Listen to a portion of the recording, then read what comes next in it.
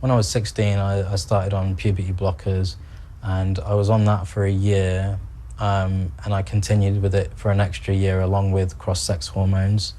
And then I was on cross-sex hormones for about 4.5 years.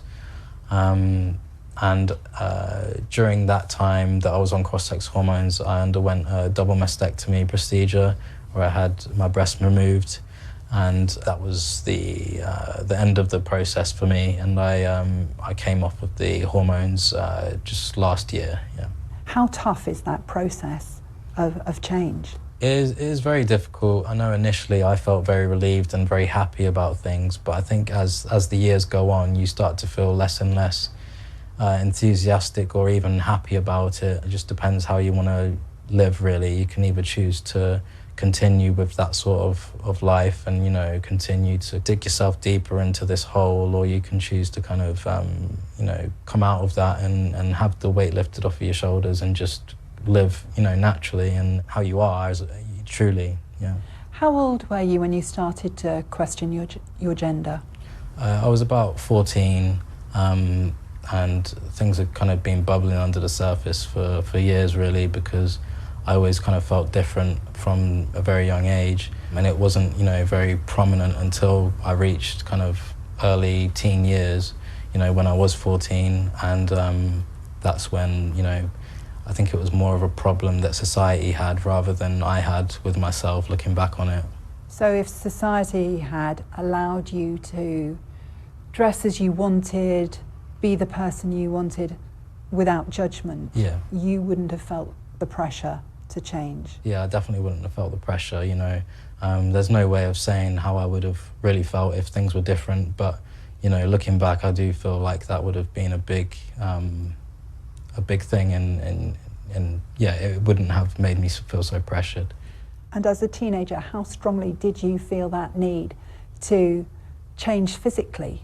I didn't feel too strongly about it until I looked into how the process went with every case, and I kind of found out how that was through the internet. And yeah, it wasn't until I kind of visited my GP and I started in the process that I kind of built up the urgency to change. I just felt like each step I consistently felt the need to change more in order to feel better, because, you know, each step it didn't really make me feel better as I went along, looking back on it. What do you think about that now? I would have liked to have, you know, some sort of intensive therapy, really.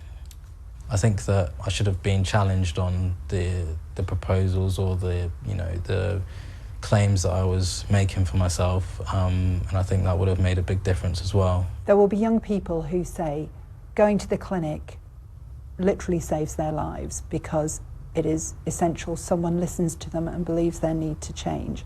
What would you say to that? Well, I did say the same thing, you know, years ago when I went to the clinic.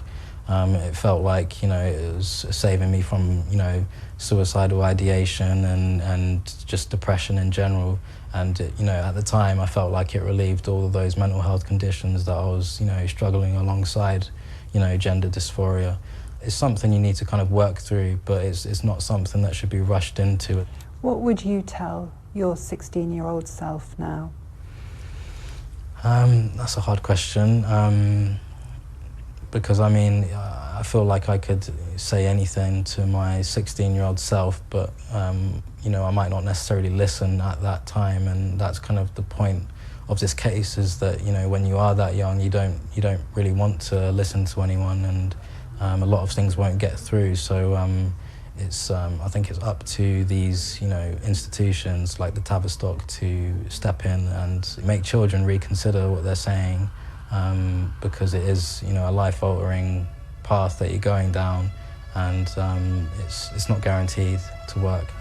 Do you feel any anger about what's happened in the last 5-10 years for you? I do, yeah. I feel angry that, you know, no one was there to really say any different, and I was allowed to run with this idea that I had, or, you know, almost like a fantasy as a teenager. I was allowed to run with that, and it has affected me in the long run as an adult. You know, I'm very young. I've only just kind of stepped into adulthood, and I have to, you know, deal with this kind of burden, or such a radical difference in comparison to others, at least. So how do you want to identify now? Just as a human, you know, being living in society, you know, I am accepting of my, you know, my sex, which is female, and I'm just taking each day as it comes, and I'm not trying to force other people's perceptions of me, and I'm not trying to force myself to feel any particular way about myself either. So I'm just happy to be doing something and turning the negatives that have happened in recent years into positives.